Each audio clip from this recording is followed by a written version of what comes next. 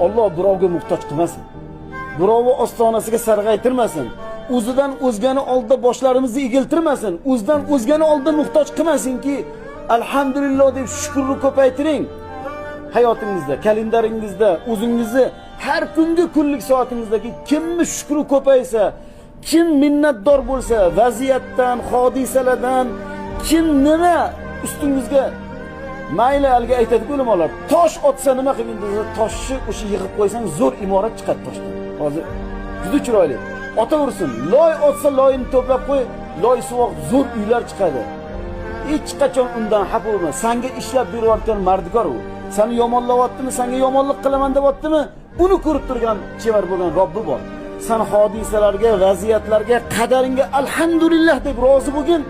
Uni orqasida sen kutmagan senga yaxshilik ishlar bor. Bu aniq. Alloh bitta ishini berkitib qo'ydimi, xafa bo'lmang. Nimaga mana shu ish bekilib qoldi?